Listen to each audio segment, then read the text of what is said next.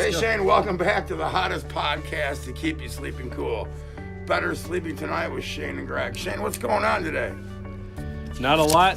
We're getting a lot closer to Independence Day, and I can't wait to see some smiling faces come in here to get some great deals and also have some fun with the family at our annual barbecue.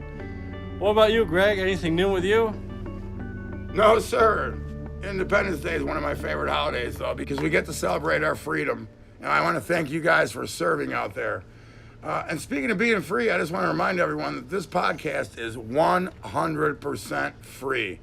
And we're grateful for everyone who has jumped onto our Facebook page this last week and gave it a solid thumbs up. You brought us closer to 100 likes, and that's given us closer to giving away a free pillow. But do us a favor right now and share with your friends and family right now and get them to leave us a like. Because we hit 50 likes earlier today. So to celebrate, we're going to go live on Facebook and pick a winner. That sounds awesome, Greg.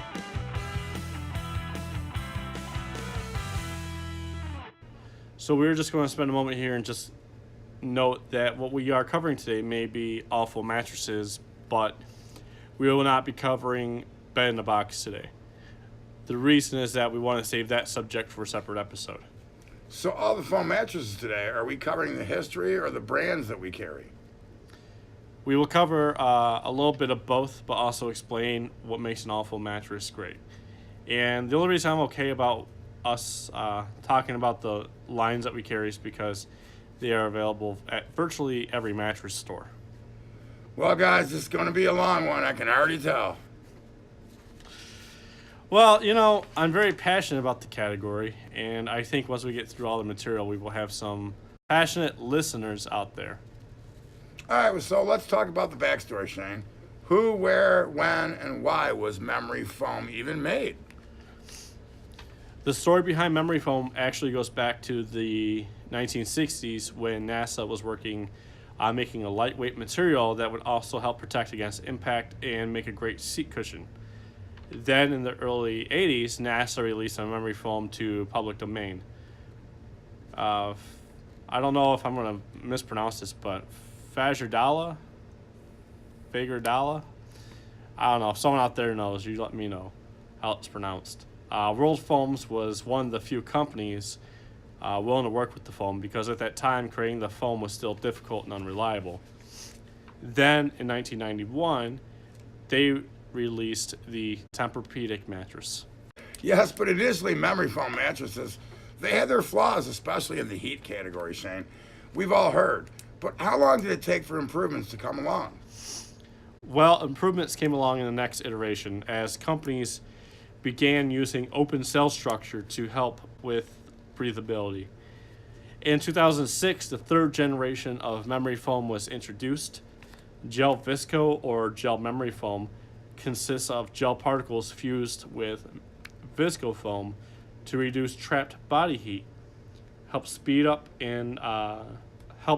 spring back time, and help the mattress feel softer.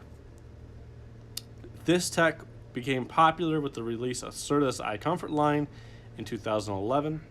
Gel-infused memory foam was next developed with what are described as beads containing gel, which as a PCM or phase change material, and would help with temperature stabilization or cooling effect by changing from a solid to a liquid state within the capsule. Changing physical states can significantly alter heat absorption properties of an element, which is why the technology was applied to memory foam. Well, Shane, as you've described, it has evolved over the past 26 years or so. And they definitely have gone even further than using just gel beads. Now some companies use aloe vera, activated charcoal, copper, silver, and even diamonds. Please don't cut your mattress home. They are industrial diamonds. They're not worth anything, but they do take heat out of your bed. We've covered a lot of that in our first episode. If you guys want to go back and give that one a listen. Yeah, so now that we've given a backstory to the material, talked a little bit about the improvements, let's talk about what we love about them, what customers love about them, and even discuss maybe some of the drawbacks if we can find some. First things first, Shane, you and I both love this stuff. I know I've seen how much you personally love it ever since you got your new bed. and you haven't complained about your back hurting nearly as much. And I know a lot of that has to do with the way the memory foam actually responds to your body. It works like this, guys. Your body wants to try to heal itself. When we sleep at night, we need proper spinal alignment. A mattress that supports the spine along its natural curves and keeps the spine in the same body position as good standing posture can provide certain relief from certain types of lower back pain. Think of memory foam as being a billion tiny springs, not technically, but just theoretically here for you. The open cell structure responds to the pressure being put on the mattress, but also molds based on the temperature of every part of the body making contact with the surface of the mattress. That is when you lay on one and you've got to lay on it for about 7 minutes because the foam has to adapt to you and your body. If you lay down and instantly get off the bed, you haven't given it a chance yet, and oftentimes that makes a difference. So, Greg, is a softer memory foam mattress less supportive than a firmer memory foam mattress?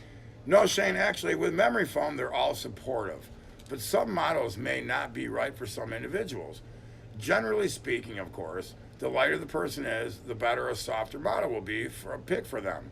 Although I would say people in the average weight range will be fine on just about any model. If they're over about 230 pounds, you might have to gear towards a firmer mattress because it will hold up longer.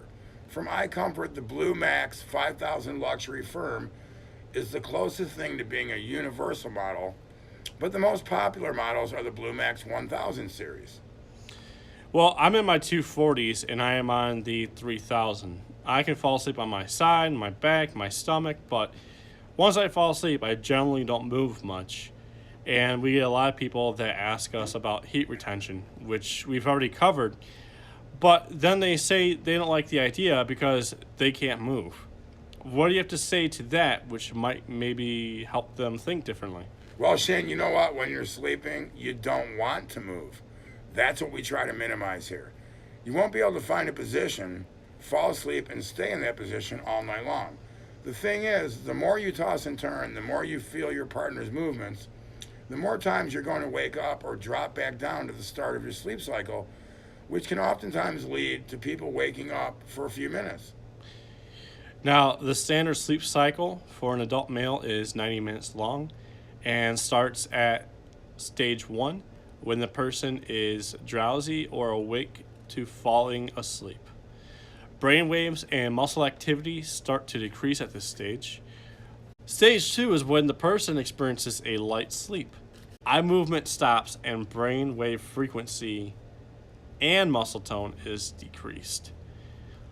The heart rate and body temperature goes down, and stage 3 and 4 are the most difficult stages to be awakened. Every part of the body is now relaxed, breathing, blood pressure and body temperature are reduced. And that's where the National Sleep Foundation discusses the different stages of REM and their importance.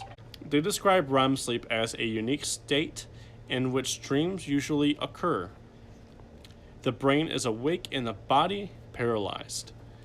This unique stage is usually when the person is in the deepest stage of sleep and experiences dreams. Hey Shane, and that's also the same state where our bodies can no longer self-thermoregulate. It's also worth noting that it's often recommended that people do exercise a few hours before bed, as that generally helps with your circadian rhythm.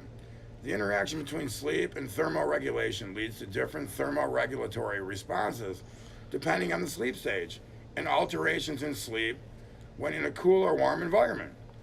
In the human adult, differences in thermoregulatory efficiency during rapid eye movement or REM sleep, slow wave sleep, SWS, are less pronounced compared to other mammals. Although thermoregulatory processes persist in REM sleep, they are less efficient than during SWS. Cold and warm loads disturb the efficiency and structure of sleep.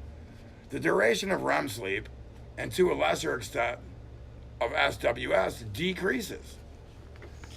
Okay, so we went off track a little bit, but let's circle back to the original question. That was, Why do you want to stay in a position, and why is that a good thing in memory foam? The answer is this, guys. If you can't stay put, you won't disturb your sleep partner.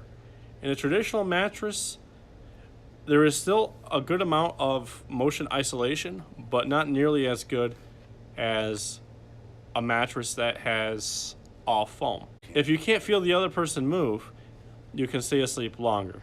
With proper support and spinal alignment, you won't feel pain in your lumbar when you're on your back or even stomach. And when you're on your side, you'll feel less pressure for your shoulders and hips, so you shouldn't toss and turn. If you get deeper sleep, you're giving your body a chance to heal itself. Like when something is swollen, that area is also usually warmer. So if you are in back pain, just from a long day, parts of your spine might be swollen. Your body will be warmer in those spots. When you lay down on a memory foam mattress, that area will make the comfort layer of memory foam softer and allow you to have more pressure relief. And again, aiding to a better night's sleep, which will in turn help your body heal itself. Well, Shane, that's a long answer, my friend, but it all makes sense. Now, we haven't touched on Tempur-Pedic yet. Let's talk about that for a few minutes. First of all, 18% of those who own a Tempur-Pedic say that the pain they used to have is eliminated both in and out of the bed. Relief of pain in back, shoulder, hip, and joints is also highly noted as improvements in their sleep. And for those reasons, it's easy to understand why Tempur-Pedic has a huge owner satisfaction rating. We're talking 81%. That is just phenomenal when it comes to mattresses. On an average in the industry, owner satisfaction is about 71%, and that's been improved to memory foam mattresses. Traditional bedding scores about 63%, which really isn't where anyone wants to be, Shane. And a lot of lower percentages is usually due to people buying a mattress solely based on comfort as opposed to understanding the support of the mattress that is being offered and the quality of the materials, especially when people buy them from places that sell cereal and steak. Are you kidding me? There's nobody around them to actually help. And then they get told that they're getting a better deal because they're part of a wholesale club, when really they're getting higher margins than a traditional mattress store. Shane, you sound a little bitter over there, bud. You better believe it. Well, Yeah. Shane, that's going to put a bow on it until next week. We covered a lot about sleep science today, to the point where that could have been the lead topic of the show today. But it is truly important to understand that an all-foam bed is more than just something to sleep on. To many, it's truly a sleep solution, and a great one at that. It really is. Now, for next week, let's talk about what you put your mattress on, the terminology, and how to determine what solution is right for you. Hey guys, we've had some growth the last 2 weeks. That's pronounced exponential. Hey guys, we've had some exponential growth the last 2 weeks, and we're super grateful for that. If you haven't already, give us a like on our Facebook page, and even subscribe to the podcast on your favorite podcasting platform. Until then, have a great night's sleep.